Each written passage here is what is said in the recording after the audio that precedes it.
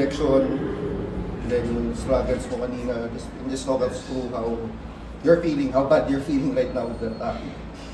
Siyempre, andun yung frustration, andun yung feeling bad. Pero ano yun, para sa akin, I gave it all on the defense, makabalik, motivated my guys, and trusted in them. And for me, parang ito yung siguro na parang kayo na bahala. I trust may trust ko sila, lalo na for next year. Pero ganun talaga. Rejection, siyempre bad way to go out, but yung hinatol sa akin ng mga referees, and I know they're doing their job, protecting their players. Siguro sa akin din yung mistake ko din talaga yun. Para sa akin, gagawin ko itong lesson para sa next level ng career ko. Can you just explain yung nangyari nung huling sequence kay Paul? Yun nga, going off for the box out parang dapat, ito Zico dapat, and medyo gumanon siya. So parang nakita ng referees ata na close fist ata, and dapat pa-box out ako pa Zico pag ganun, which I usually do naman. Pero yun talaga, yun yung natin ng referee, so gotta respect that. Tapos naman na yung season, may iniinda ka ba? Like, what's the reason kung bakit medyo talagang struggles? Yung ganit ako, sabi ko lang yun. Kasi may ulit ako sa lateral meniscus ko, tapos may sa lateral side, medial meniscus, so yun may punot din ako. So every game I felt yung dito sobrang swelling talaga, hindi ko matuloy talaga. And yung prevent wala game na hyperextend yung LBO. So I've been recovering, I've been on pain medications all throughout the season, every game.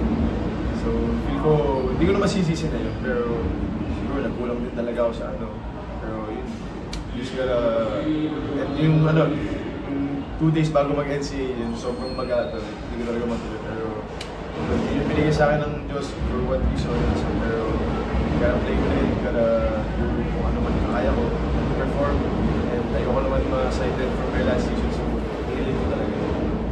Clint, kailan nangyari yung injury? Kailan mo na-sustain yung injury? 2 days before mag-start yung sa practice. Parang bigla lang namagaan yung basta natamaan yung so nilaro ko siya, naka-8 points pa ako nun. Kasi tinuloy-tuloy ko, pero kailangan talaga ng recovery ng matagal and I think kailangan ng change. I think a lot of us would like to know what would be the next step of your professional career. Where do you think you would like to take your talents? Kung ano man best opportunity sa akin, basta I'm going for the pros. But first, kailangan ko muna yung sarili ko recover from a lot of injuries and then get better. Clint, going back to your injury, alam mo ba kung paano ka mag-recover or parang binigyan ka ba ng timetable kung mag-sideline ka ba or parang... I feel like kailangan ko mag-second opinion kasi sabi sa akin, binigay sa akin ng doktor na kailangan ko ito mag-opera ata. Pero not sure with that, kailangan pa ako bumalik kasi hindi pa ako nakabalik kasi sa kanya kasi kailangan ko ipilit maglaro So, nahihiyap muna ako. I don't know pa, I'll keep you updated. We talk about the importance of starting with. Kasi I think yun yung naging problema nyo From the very beginning, double overtime kayo against Mapua and then it's been up and down. Against Lyceum, sorry. Then it's been up and down. Tapos ito, not so favorable position going up against Binid na may price bit advantage. Can you just talk about the importance na nakapagsimula ng mga Yes, I feel like yung confidence pag nanalo ka ng maganda or nakalamang ka ng malakas sa mga kalaban, makakatulong talaga yun sa team chemistry, especially sa mga players na bago pa lang, tapos may kasama luma, tapos may kasama rookies. So, para sa akin magandang talaga yun, magandang kailangan talaga yun sa team para tuloy-tuloy panalo nyo. Kasi kung matalo man kayo, iti-tweak nyo lang yun.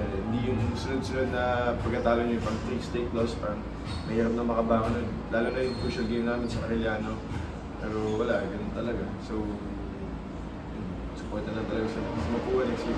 Yung in a sense ba, naapektuhan din yung team with what happened before the season, yung departure, naapektuhan ba yung preparation mo ron? Was it a factor bakit medyo inconsistent yung laro ng the season? Departure na yung mga extremists mo? For me, hindi naman kasi starting of that year, umalis na sila So, yun, sana nag-focus kami sa team namin, mga out of the country pa kami. Pero, yung feel ko, para sa team, hindi talaga para sa amin. Pero, feel ko sa mga guys na natira, pero sana lang dadagdag yung motivate na yung sarili nila kasi yung mga pumalit, hindi naman nila alam yung hindi na pagkatalo namin suspect na yun.